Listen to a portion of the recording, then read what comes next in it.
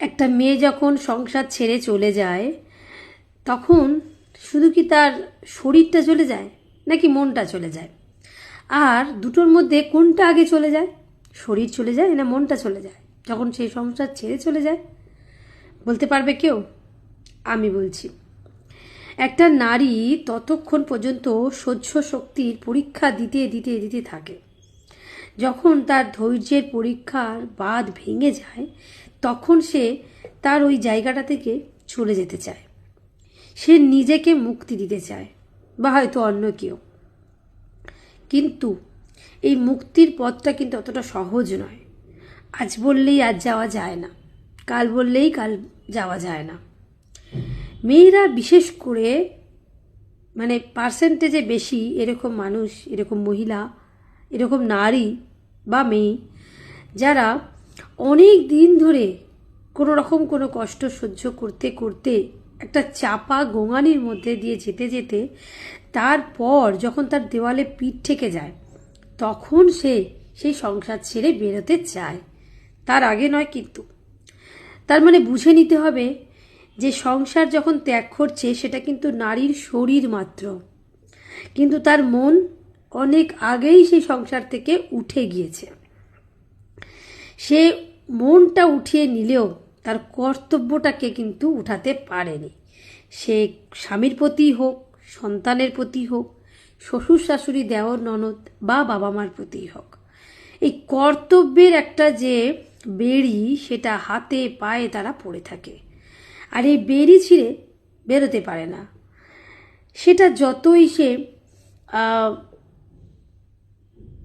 বড়লোক হোক, গরিব হোক, মধ্যবিত্ত হোক, ডাজন্ট ম্যাটার। এটা কোনো পরিস্থিতিতেই এটা অন্য বিষয়। সম্পত্তি এটা অন্য বিষয়, আর মানসিক শান্তি এটা অন্য বিষয়। এটা দুটোকে গুলিয়ে ফেললে হবে না।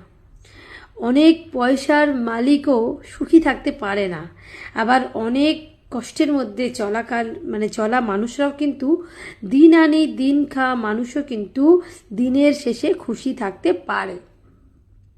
সবটাই হচ্ছে সাইকোলজিক্যাল ব্যাপার।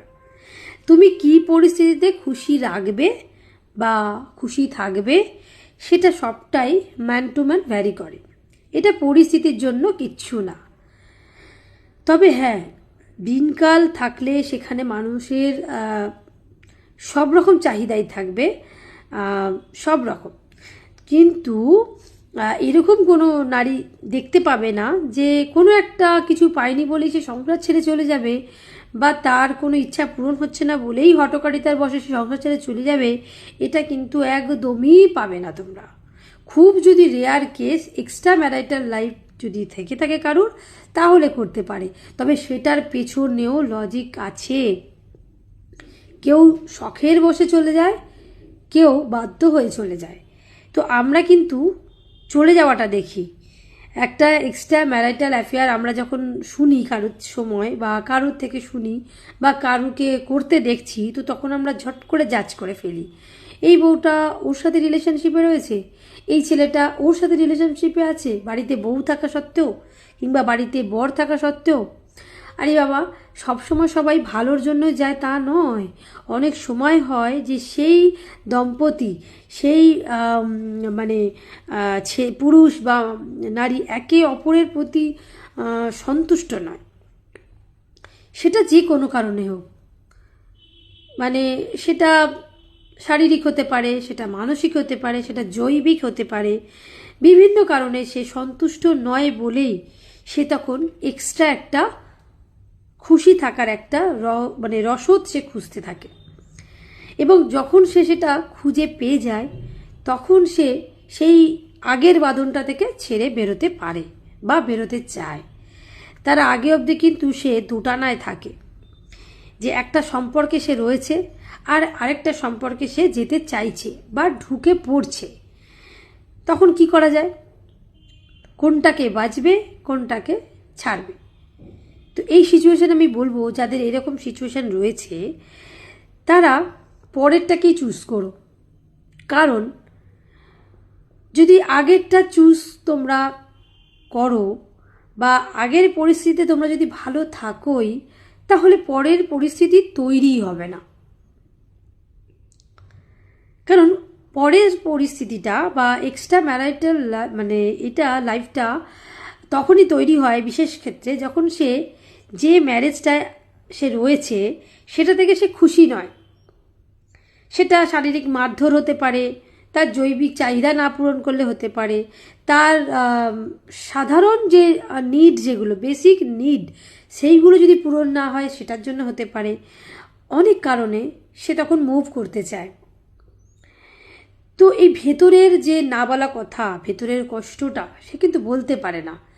তখনই হয় কি, সে তখন অন্য পথ খুঁজতে থাকে যে তাকে দুঃখের সময় একটা কাঁধ দেবে, যে বন্ধুর মতো তাকে আগলে রাখবে, তার সুখ দুঃখের সাথী হবে, তার কাঁধে মাথা রেখে যেন সে কাঁদতে পারে, সে সবটা বলতে পারে।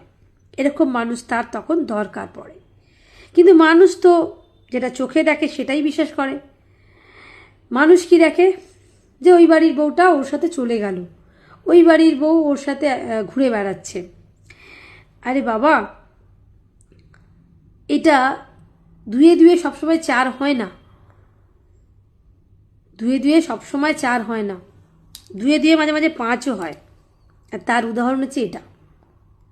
তাই আমরা যখন কাউকে কোনো সম্পর্কের দিকে ইঙ্গিত করি বা তার দিকে আমরা যখন কোনো সময় আঙুল তুলব, তার ভেতরের একটা না পাওয়াটা কোথাও না কোথাও তো আছে, সেটা স্বামীর দিক দিয়ে হোক বা স্ত্রীর দিক দিয়ে হোক। তো সেই না পাওয়ার গল্পটা তো আর আমরা জানি না, তো বাইরে থেকে তাকে বিচার আমরা করে লাভই নেই।